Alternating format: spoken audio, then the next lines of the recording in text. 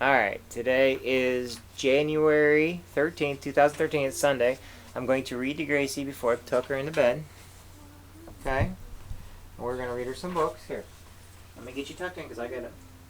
Let me get you tucked in first so that you can listen to the books, but then you can fall asleep, okay? Ready? Here, get under there. Get in the covers. Here. Give me that extra pillow so I can prop my head up. This is your bed, so there you go. Here you go. Here, Here, you sit. Okay, let me tuck in. I'm getting you tucked in first, okay? Tucked in, then I'll read to you. Okay? Since you're wanting me to go on the other side, I will. Alright. Look at this. This is pretty cool. I know, remember I read that one to you. Okay. Which one you want me to read first? Huh? Okay, here you go. Give me the book. Gracie Ann. I'm looking for. Come here. I'm looking for one. Is that okay? Huh? Is that okay? I know where it's at though. Here you go. Gracie, this is your way of stalling to stay up later. I want the book about the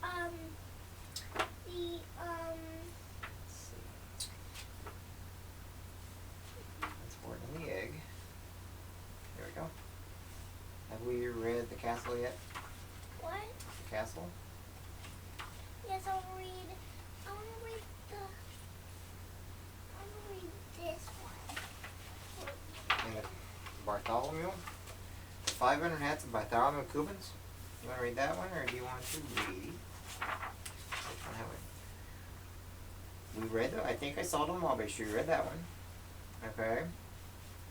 We read Horton Hatches an Egg. We read Yertle the Turtle. And other stories. Then we said How the Grinch Stole Christmas. You read that one. I could read the Lorax to you.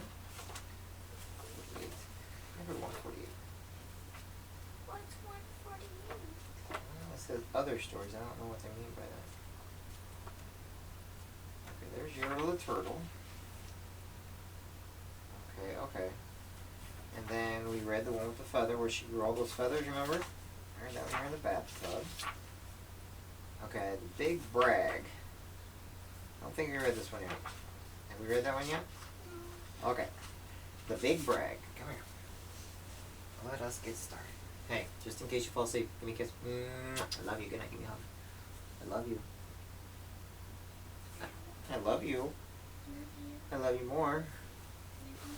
Okay, get comfy. Hey, when you get down, when you get down to your bedroom, are you gonna type on your computer? I've got some work I gotta do. So you're gonna do it work? Yeah, because you'll be in bed sleeping.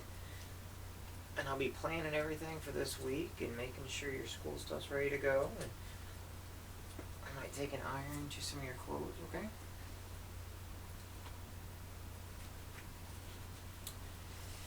Now, let's go off to Dreamland. Who's in Dreamland? Hello, I like me, the caterpillar. Mwah! Did you miss me? Okay, so we got the caterpillar coming back. But I think the caterpillar's just going to sit there and listen. Okay? I'm going to listen. And then eat your nose. Okay. Alright. The rabbit felt mighty important that day, on top of the hill in the sun where he lay. He felt so important up there on that hill that he started in bragging, as animals will. And he boasted out loud as he threw out his chest. Of all the beasts in the world, I'm the best. On land and on sea, even up in the sky, no animal lives who is better than I.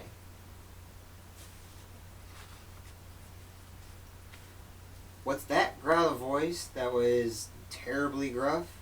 Now why do you say such ridiculous stuff? The rabbit looked down and he saw a big bear. I'm best of the beast, said the bear, and so there. So now the bear's telling the rabbit, hey, I'm the best of the beasts. You're not, snapped the rabbit. I'm better than you. Pooh, the bear snorted. Again I say pooh. You talk mighty big, Mr. Rabbit, that's true. But how can you prove it? Just what can you do? Thought the rabbit. Now what can I do? I saw that. He thought and he thought, and he finally said, Mr. Bear, do you see these two ears on my head? My ears are so keen and so sharp and so fine. No ears in the world can hear further than mine. So he's bragging about his ears, isn't he? So you think he's got some good hearing? I think he probably because he eats carrots, doesn't he? Humph, the bear grunted. He looked at each ear. You say they are good? Said the bear with a sneer. But how do I know just how far they can hear? I'll prove it, said the rabbit. My ears are the best. You sit there and watch me. I'll prove it by test. Then he sniffed his ear. Then he stiffened his ears till they both stood up high and pointed straight up the blue of the sky. He stretched his ears open as wide as he could. Shh! I'm listening, he said as he stood. He listened so hard that he started to sweat, and the further on his ears and his forehead got wet. So he's trying to listen so much that his forehead and ears are getting really, really wet, aren't they? For 7 long minutes, he stood. Then he stirred, and he said to the bear, Do you know what I heard? Do you see that far mountain? It's 90 miles off. There's a fly on that mountain. I just heard him cough. Now the cough of a fly, sir, is quite hard to hear when he's 90 miles off, but I heard it quite clear. So you see, bragged the rabbit, it's perfectly true that my ears are the best, so I'm better than you.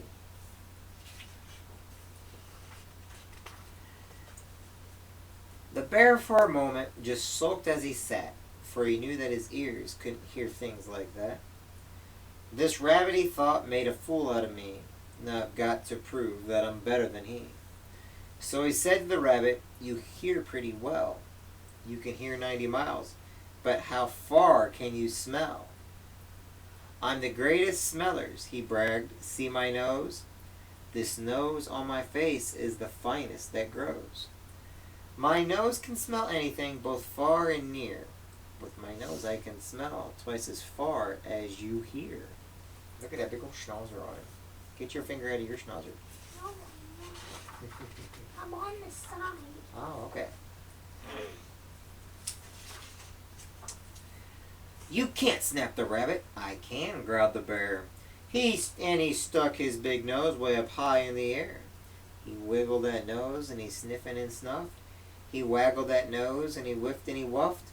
For more than 10 minutes he snapped and he snuffed. Then he said to the rabbit, I've smelled far enough.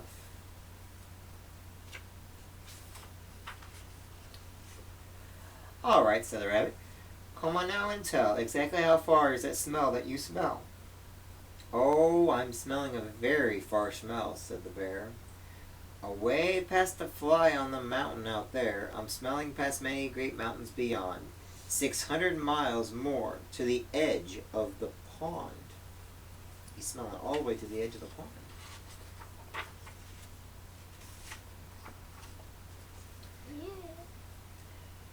And way, way out there by the pond, you can't see, is a very small farm. On the farm is a tree. On the tree is a branch. On the branch is a nest. A very small nest where 2 tiny eggs rest. 2 hummingbird eggs, only half an inch long. But my nose, said the bear, is so wonderfully strong. What does that mean? That's the eggs. And that's the smell. See that? That's the smell he's smelling. 2 hummingbird eggs, only half an inch long. But my nose, said the bear, is so wonderfully strong. My nose is so good that I smell without fail, that the egg on the left is a little bit stale. And that is a thing that no rabbit can do. So you see, the bear boasted, I'm better than you. My smeller's so keen that it just can't be beat.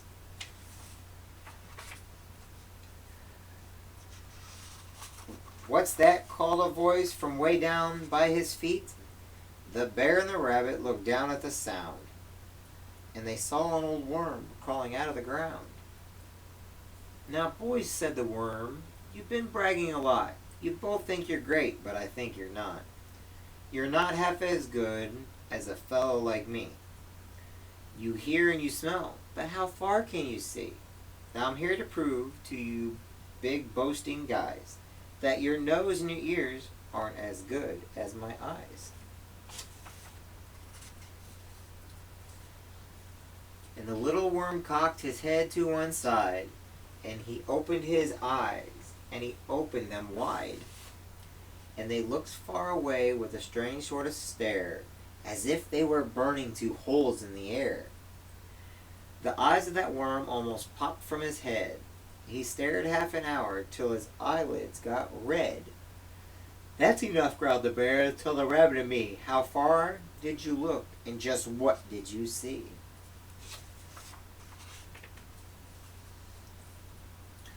"Well, boys," the worm answered, "that look that I took was a look that looked farther than you'll ever look.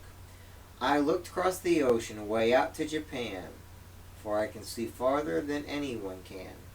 There's no one on earth who has eyesight that's finer. I looked past Japan, then I looked across China.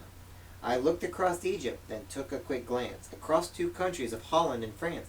Then I looked across England and also Brazil. But I didn't stop there. I looked much farther still."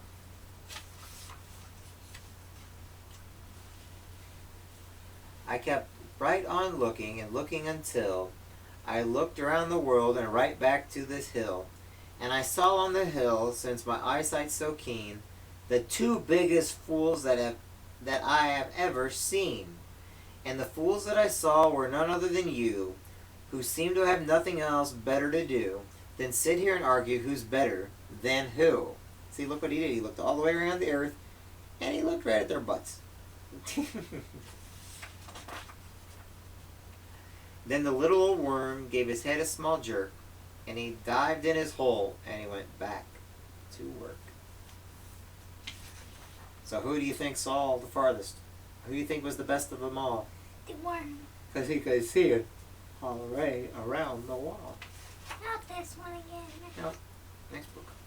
Okay, I'll finish your book from last night. Get comfy, okay? Okay. Now, what page will we on? Get warm. I'll get it. Get warm. I want you to get on. It's page 19. Stop. Right there. Okay. That's where he dropped it. See? The cat knocked the lady, and the lady knocked the bird knocked the fish, and the cat ate the fish. And then he dropped the jars of all the frogs, and the lady jumped on all the couches, or on the chairs, and he got mad. And She his got mom, mad. She got mad. oh yeah, remember she yelled this, "Get out of this house this minute!" Okay. Now, we're going to start on page 16, okay? Get comfy. Come on, get comfy. I love you. Okay? Now, I want you to get on this and comfy. Okay. Here we go. Now, just trying to collect all the frogs off the ground, and one of them's still in the house, okay? Philip got an idea. He knew the meeting would last all afternoon.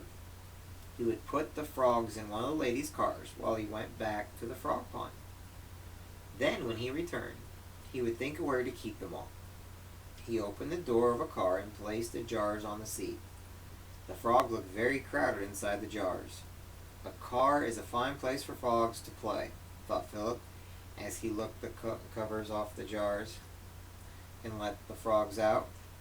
How they loved the red seats. They leaped from the front seat to the back seat. They jumped down the floor, up on the seats, and then to the top of the seats. Up and down they went. What jumpers! Philip had to go. He didn't forget to close the windows. Leaving one open just a crack so the frogs would have some air. "Have fun, frogs," he called over his shoulder as he ran off. Down at the pond, Philip caught many more frogs easily. Everything takes practice, as Mother says. When he returned to the house, he was surprised to see the ladies leaving, although it was still early. he saw Mrs. Dawson go to her car, the one that had the frogs in it. Uh-oh. He put all the frogs in her car. Now Philip really had a worry. If Miss Dawson ever sat on a frog, it would become flat as a pancake, for she was an enormous lady. He called her an enormous lady. That's not nice to say. Miss Dawson got in and sat down, and like a firecracker, popped out of the car again. She was screaming like a fire alarm. Other ladies ran over to see what the trouble was. They waved their hands and pocketbooks at the frogs. Get out of there! Get out of there! The frogs were only too glad to jump out. They were all jumping in the car. Philip lay flat on the grass so he could see the frogs as they hopped out. He counted them. 1, 2, 3. When he reached 10, he sighed. All safe. He would get those frogs later. Now he had to hide the new frog he had caught. Philip wished he could ask Pam to help him. But Pam, his little sister, was only 5. None of his friends lived near enough. That just left Mindy next door. Philip didn't want to ask Mindy to help him. She talked too much. Philip needed somebody who could keep a secret. Philip rode around to the back of his house. He saw a basket of fresh, clean clothes just off the line and waiting by the kitchen door for Ellen to iron. Thought Philip as he flipped the jars of frogs inside and covered them carefully.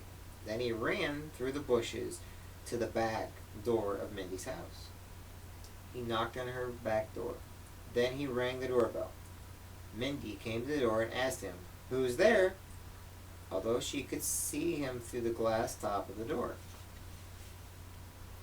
That's what I didn't like about Mindy, Philip thought. She knows who I am. Then he yelled, "Say, Mindy, do you want to help me?" "No," replied Mindy. "Help you with what?" "With a secret," Philip whispered. Mindy was curious. "Sure, I'll help. I like a secret. What is it?" She came outside. Philip decided to tell her the whole story. Mindy giggled when she heard that the workmen couldn't catch any of the frogs. She was delighted when Philip described Mrs. Dawson getting into her car and screaming like a fire alarm, which Philip copied very well. It looked as if Mindy might turn into a helpful friend after all. "First, we have to get more frogs out of the pond," said Philip. They hunted around for something big and roomy to hold the frogs. They found some large cans and 2 covered pails. They took Mindy's brother's wagon to carry all their supplies. They also took Mindy's mother's largest sieve to use as a net. That was Mindy's idea.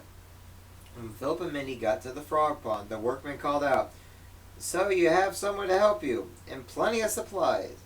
"Don't mind them," whispered Philip. "They have to say something every time." Mindy watched Philip catch a frog. She touched it slightly with her fingers. "Ugh, it's so oozy." She rubbed her fingers on her dress. "What do you mean, ugh? A big help you're going to be." "Do they bite?" said Mindy. "Are you afraid, cat like those ladies in the sewing circle?" asked Philip. "No, I'm not," snapped Mindy. She held her breath as she took the fat bullfrog in both hands. "See, I'm not afraid," she said proudly. Mindy caught on fast. She and Philip soon had more frogs than they could count. The workmen were watching them. One said, "Isn't she the clever one? She's got her mother's sieve, and tonight her mother will pour the soup through it." Ew. The men laughed. "Maybe they'll have frog legs for dinner, too," said another man. "Some joke," whispered Philip. "Every time I come down here, they talk about eating frog legs for dinner."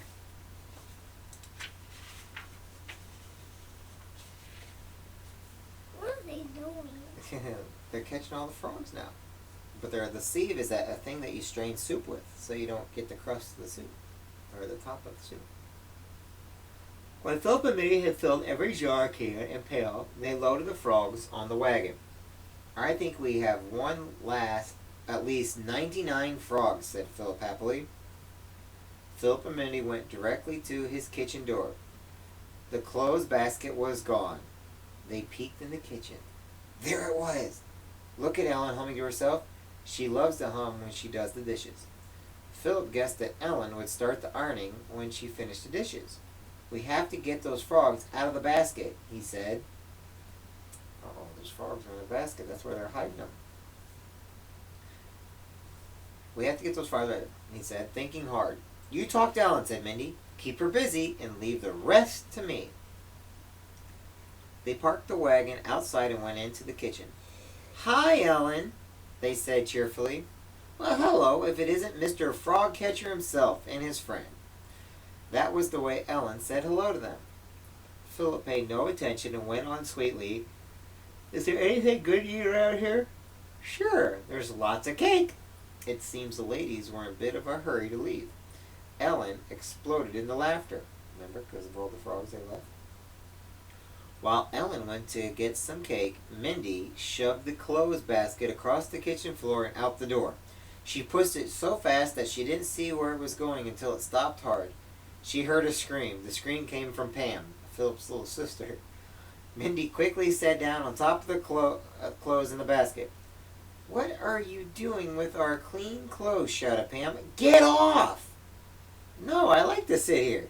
It's a nice and soft, said Mindy, spreading herself over the clothes. Oh my. She's trying to hide those frogs, isn't she? Pam was only about half Mindy's size, but that did not stop her from grabbing Mindy by her 2 feet. She gave a good yank. Stop, cried Mindy, as she tumbled over with the clothes falling all around. There lay the jars of frogs. Ellen and Philip ran out to see what all the noise is about. Well, I never, cried Ellen. Frogs in the clean clothes? That's just too many frogs for me. Get them out of here! Philip thought, where have I heard that before? As he and Mindy picked up the jars of frogs. Now they had to tell Pam the whole story too. It was just as well. They could not use her help. Frogs are going to jump in your nose if you keep that up. Stop. It's gross. By the time Philip decided that the only safe place to keep all the frogs was upstairs in the bathtub, he told Pam about using the tub. Our bathtubs? Asked Pam. Philip nodded. How will we take our baths? Asked Pam. Can't you do without a bath for one night? I could go without one for a week. Are we going to keep the frogs that long? No, silly, just until I get another pond to put them in. Now that's enough questions. Let's think about how we're going to get them upstairs and into the bathtub. Mother and the last few guests were still around the front door. Ellen was back in the kitchen. There was only one stairway up, and they couldn't get it. They couldn't get to it. Suddenly, Philip's face brightened. The window, that's it. We'll bring the frogs up through the bathroom window. He got busy. Pam, run to the house and get some heavy string. Mindy, help me get the bicycle basket off my bike. In a short while, they had it all set up. They tied one end of the string around a bar in the bathroom. They attached the other one. Oh, excuse me, Gracie. They attached the other end to the wire bicycle basket. Staying in the bathroom, Philip lowered the basket out the window to Mindy below. She loaded the basket with a jar of frogs. Philip pulled it up. Pam helped empty the frogs into the bathtub. Philip lowered the basket again for another load. Stop, Gracie. With another load, and another load, and another load. And all the frogs were soon safely upstairs in the bathtub. See, they're raising them all up, aren't they? Gracie, keep your fingers out of your nose and mouth. That's how you get sick. If somebody at school has germs, or somebody has germs or something, and you put that in your mouth, you know what happens? What happens? You get those germs in your mouth, don't you? So if you rub your eyes, your nose, or your mouth, you can get sick. Okay? So get your finger out of your mouth. Please.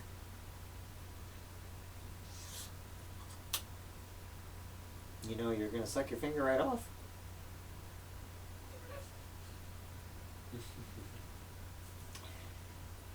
Philip covered the tub with a sheet so the frogs couldn't jump out. Then Philip, Pam, and Mindy sat on the floor alongside the tub with their heads under the sheet to admire the frogs. You're putting boogers in your hair now. They saw how the frogs heaped with their eyes closed. You okay? Getting tired? You getting tired? No? They saw how the frogs leaped with their eyes closed and pulled in. Funny eyes. The top lid went down and the bottom lid lay up. There was a third lid too, which covered the eyes underwater. Yet the frog could see through the lid. One frog was puffed up big and fat with a large bubble under its chin. They could have watched the frogs forever, but they heard Mindy's mother calling her. "I have to go now," said Mindy. "If you need me, send me an SOS." That means a message.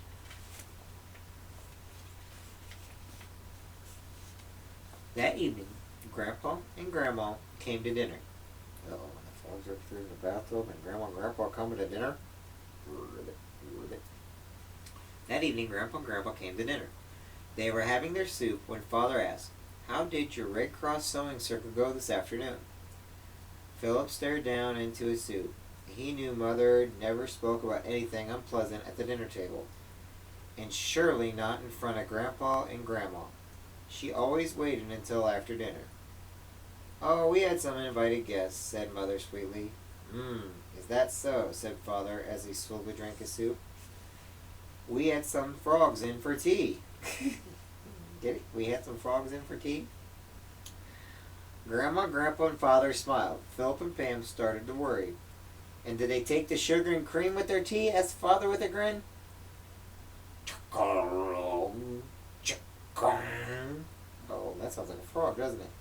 "What's that?" asked the grown-ups. Pam said, "Maybe it's Alice. That bad cat ate a goldfish today. I guess she doesn't feel very well." Philip wondered, could it be the missing frog, or is it one from the bathtub? In a tiny voice, he offered to see what made the noise.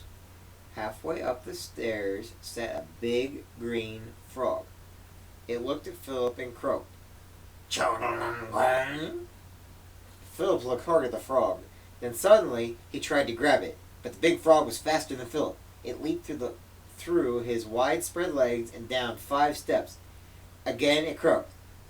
To Philip, the frog seemed to be saying, "Ha ha, you can't even catch a frog." Think that's what the frog's saying? Huh? The whole family left the dinner table to see what was going on. Grandma and Grandpa were very excited. Father said, "I see one of the guests forgot to go home." Pam whispered something to Philip and slipped upstairs. In a moment, she returned with his net. The frog, meanwhile, had hopped into the living room. He leaped from the floor to the piano bench, to the keyboard, to the top of the piano. He took a stand there beside the bowl of roses and seemed to invite Philip to get him. Philip, with his net in hand, slowly drew closer. Step by step, closer and closer he came. Then quickly he flung the net over the bowl of roses and the frog. I've got him, he cried. The bowl of roses tumbled over the frog. The frog hopped across the piano. Thump, thump, thump. And then he disappeared down his far side. "How did that frog squeeze out from under my net?" wondered Philip in admiration. The frog was now covered between the piano leg and the wall. Philip bent down and gently lifted him out.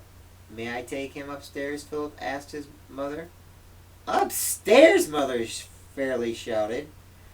"Goodness, no! Put it outside!" Philip threw a sad look at Pam. Stop that. Who tossed back an even sadder one. He went outside and placed the frog on the grass. "Don't you go away," he whispered. "Now," said Mother, "that's enough frogging for today. Shall we finish our dinner before everything is cold?" Everything was cold. The family began to eat, but they did not eat quietly for very long. Uh-oh, we still got all those other frogs upstairs, don't we? Did you leave the other one out there? Yeah, but he put the one outside, but he still got 98 of them upstairs in the bathtub. Is he going to bring that frog upstairs? No, he's outside. Frog's outside, so let's see. "Here I come," croaked a muffled voice. "I think your frog wants to come back into the house." Grandpa whispered loudly in Philip's ear.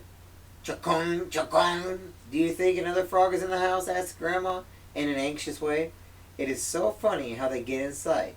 No one answered. They were all trying to finish dinner as they were quite used to frogs singing while they ate. "Here I come, here I come. That seems to come from upstairs," said Mother, trying to figure it out. Father stopped eating in order to listen better. He stopped eating too.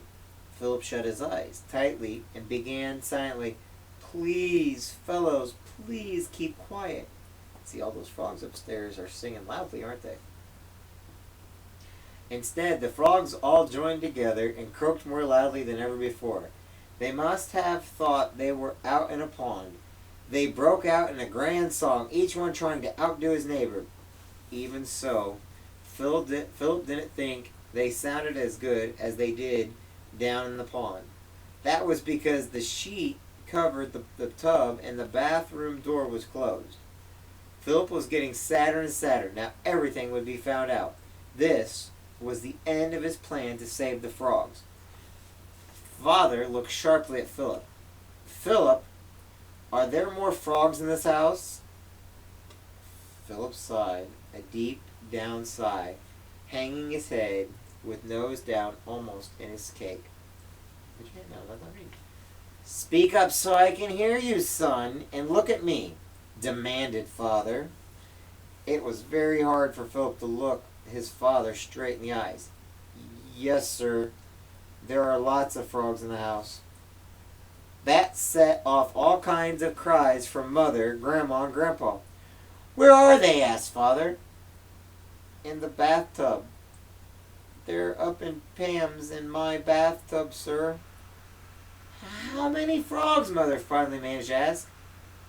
"Only about 99, replied Philip. "That's a lot of frogs."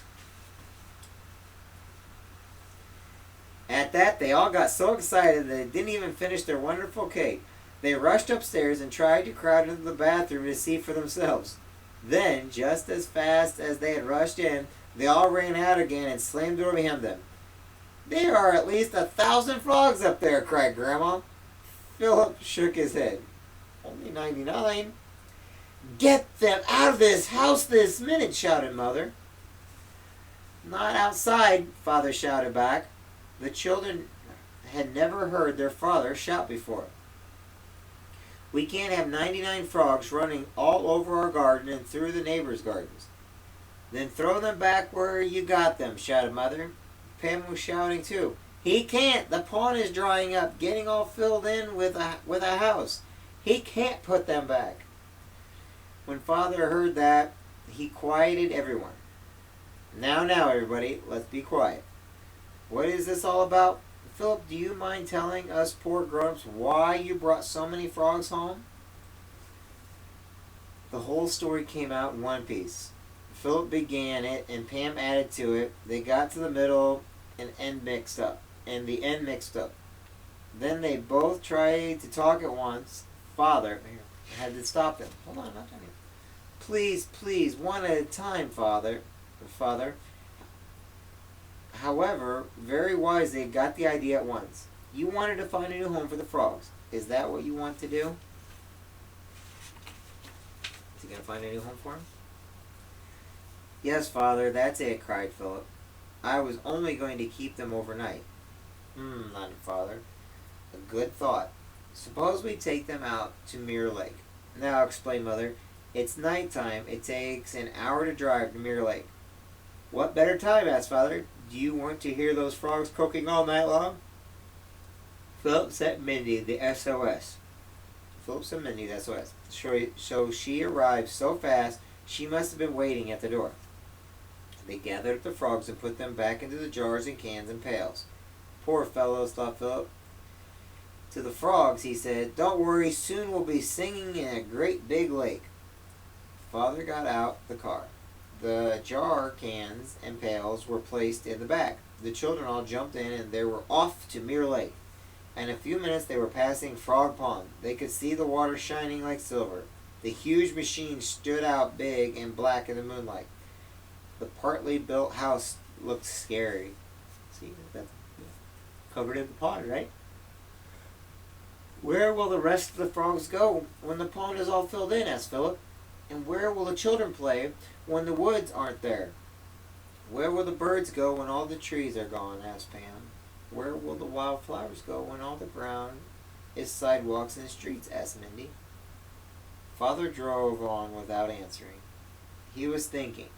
Their village was growing into a town so fast that there would be no place left for fun. What it needed was a park with a lake and woods and a field. After a while, they came to Mirror Lake. It was not the kind of lake one saw all at once. They got only a peek at it now. And then, as they drove along the lake road, stop. What are you doing? Mirror Lake shone brightly in the moonlight between the houses along the shore. There is dirt road somewhere along here. It goes right down to the lake, said Father. Soon they saw a sign. What's that say? Lakeside Picnic Grounds. Ah, here it is, Father explained as he turned into the narrow road. The car bumped along for a few minutes, then stopped as Father called out. Here we are, everybody out. The children jumped out and unloaded the jars, cans, and pails of frogs. They let the frogs out of the edge of the water. The frogs made tiny waves in the quiet water as they went splashing into the lake.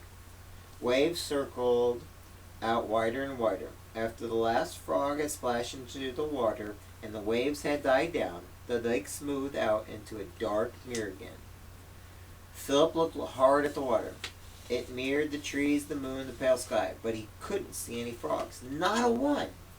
So long, frogs, he called as he waved. Have a happy time in your new home. Last page. Won't the people be surprised to find so many new frogs in their lake? Asked Pam. I'm sure they will be delighted, replied Father as they piled back in the car. When they returned home, they found a surprise. A big bullfrog sat on the front step. Philip glanced up at Father. Father did not say what Philip expected him to say. Instead, he grinned. I see you have a friend waiting for you. Philip was very happy. He also knew he had found still another friend, Mindy. And what a surprise Pam had turned out to be. Although she was only 5, she was a real pal. So Pam was 5 years old. That was his little sister. And Mindy was his neighbor. Did he keep that frog? Yep. He sure did. Maybe he'll make frog legs out of him. What do you think? Okay. It's bedtime, sweetie. I'm going to tuck you in. Okay? What's he tucked in? That's what I got to tuck you in. Daddy's away so you can't move. Does that comfort? Is the pillow comfy enough for you? Grace, is that pillow comfy enough for you? Yes. Yes, sweetheart. Yep, what are they? Whenever I need something, can I go downstairs? Baby, can you try to sleep though? Because if I know you're wanting to need something, you'll be up. Where's your bear? If you need something, you can come get me, okay? You can always come get me. But please try to get some sleep, okay? You want me to leave your nightlight on? Okay. Is that a comfy enough pillow for you? Because there's another bed in there. I'll put that one in there. It's a comfy for you. Okay. Do you want to eat your other animals, or are you okay? Okay. I love you. Yeah. Get a good night's sleep, okay? And I love you with my entire heart, okay? You have good dreams tonight, okay? And tomorrow you have a good day in school. I love you, sweetheart. Okay.